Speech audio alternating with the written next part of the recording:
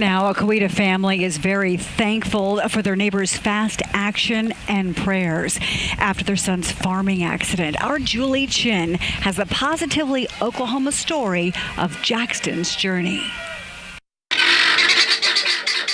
This is the 4 Tons farm. I've been helping my dad with it ever since I was little. Jaxton Edwards' roots run deep in the family farm.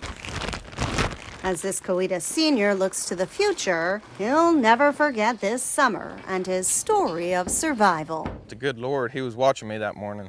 He had to have been. Because if it wasn't for him watching me, then there was nothing else that could have saved me. It was June 22nd, and Jaxton had picked up a horse trailer to fix.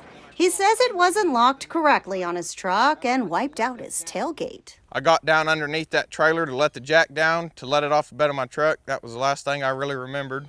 His grandpa says it happened in a flash. I seen him hit his head on the trailer. Pa called for help, and Sergeant Bobby Pickett, who's like a brother to Jaxton, was first on the scene. When I made it to Jaxton, he was unable to talk to me. He couldn't really tell me what was hurting. He just kept pointing to his head. As first responders stabilized Jaxton, his mom arrived, while his dad, a retired Coweta fire chief, was en route from miles away.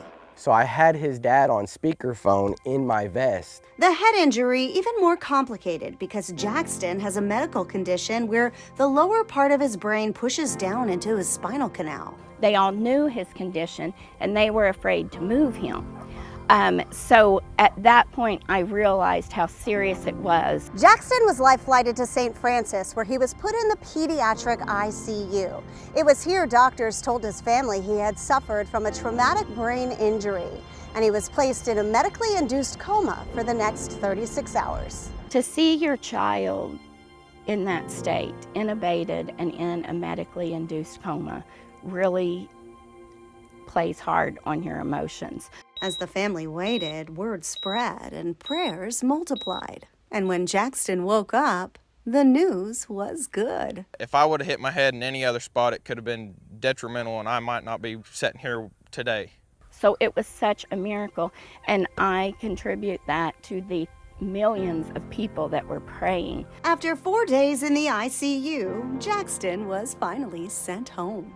I was supposed to be on bed rest for 2 weeks, and it may or may not was killing me just a little bit too much to be sitting up there and knowing that there was so much going on just around the farm. Typical Jaxton.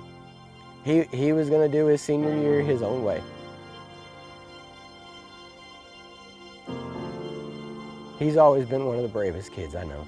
As summer shifts to fall, this cowboy is back to full speed. I'm just back to my old self, and I'm trying to do everything I can and work as much as I can around here.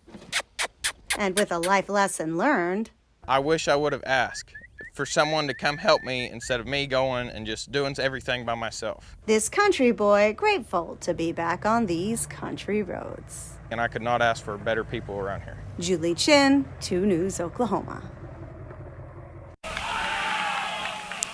Obviously, it takes just an incredible community to get that family through that. Glad to see Jaxton doing so well. And by the way, he just won 2 blue ribbons at the Arkansas-Oklahoma State Fair, and he's hoping to rack up even more at the Tulsa State Fair.